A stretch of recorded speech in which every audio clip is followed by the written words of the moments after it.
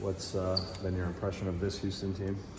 Yeah, I know everybody wants to make comparison this year, last year.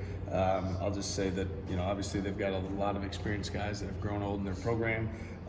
They're really committed as much as ever to their plan defensively, how they guard the ball on the ball screen, and turning people over, and then, probably as good as any on the glass, on the offensive boards, converting those into points. So it's really important that you take tremendous pride in winning that turnover battle and winning the rebound battle. That's how you win the game. And so those are areas we've got to have great focus. But obviously, tremendous respect for Coach Sampson, their program, what they've done in the league last year and this year. They've separated themselves truly from the pack. We know what a great team they are. We're going to aim and set our standard to be at our best on Saturday and come out with a win.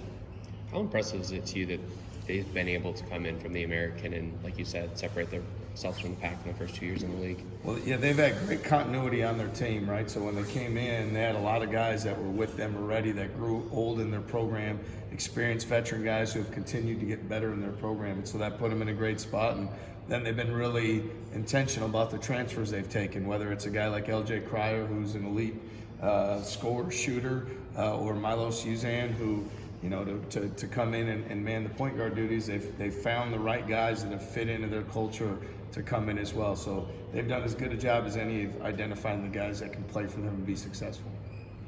What about Kurt stuck out to you when he was in the transfer portal? I'd say more than anything was his character. When I had the opportunity to spend time with him and talk to him, that's what really jumped out. I think overall, Kurt is a guy who, yeah, we saw the skill. Yeah, we saw the shooting ability, that he could score in bunches.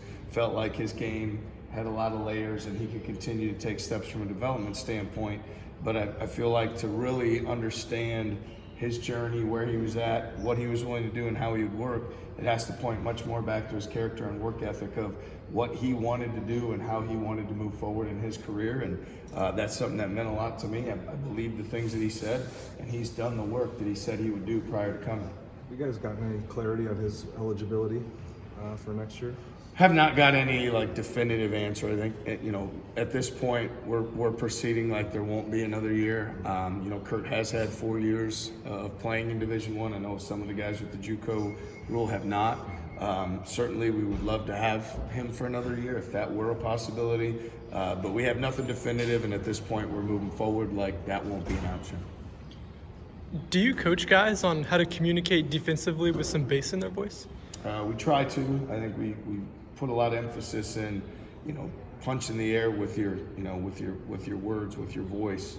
I think there's a way to communicate that sends a clear message to your teammates and the others of this is how this is going to go and this is what we will do. And we really try to emphasize that and uphold that standard. I think one area our team needs to continue to improve is that communication piece, but it's something that we're working on every day and we're aiming to get better. It almost kind of sounds like a quarterback, I guess, when you're talking about voice inflection, maybe even. How much do you think about kind of that aspect of it? I don't think about it a lot. I just try to demand it all the time in terms of, transition defense important, ball screen defense important, our weak side defense, rotation, switching, all those things so the offense doesn't create confusion and you don't put yourself at deficit because you're not as locked in mentally and then, communicating that verbally. But it's something that we're aiming to continue to improve. I think with this group, that's an area we can continue to get better, and I'm going to hold our guys accountable to do so.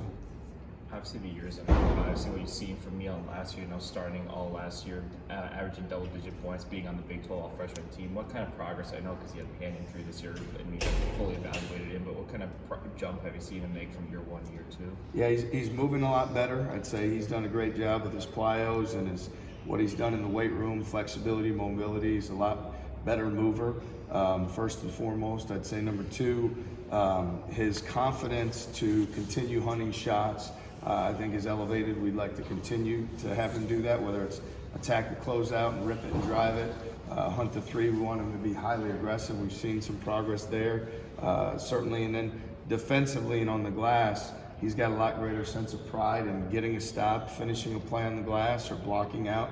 Those are winning things, and I know that he understands how important they are for our team, and he's put greater focus on it. How important is guard play in a matchup like this against another team with three high-level guards like your team has as well? Yeah, I mean, it's about controlling the tempo of the game, making sure that the ball gets where it needs to be, that there's no floated, lofted, careless passes, because live ball turnovers in a game like this are the difference. And so you've got to do a great job being aggressive, but doing so with making simple play after simple play. So we were fortunate last year in 2 of the 3 matchups to be the team that did that. But it really is simple at the end of it. It's you've got to control what you can, and the number one thing is tough with the basketball. Simple play after simple play is the way to be successful, not trying to hit the home runs, not taking the unnecessary risks, and then winning that rebounding battle. So those are the 2 things. I mean, there's a mental toughness and a physical toughness that you have to have with both. On the other side, Houston's bigs are all just like 6'8", 6'9". I don't think any of them are taller than 6'10", but they're really long. How do you balance, or how do you counteract extreme length like JoJo Otzelberger has, for example? Yeah, I mean, I think you've got to get into those guys' body. I think it's being physical whenever you can. It's physical when you screen, physical on seals, physical when you can hit on the board, sustaining a block out. I think that's where it's got to be important. They've got the guys that have really good foot speed and length and athleticism that are great movers. And I think we have some bigger guys that have the ability to be more physical. So we've got to hit first. We've got to play through contact, go through contact. We've got to be physical with how we screen and just have a mentality to us of we're going to be the team that hits first in every area. Thanks a lot. Thank you.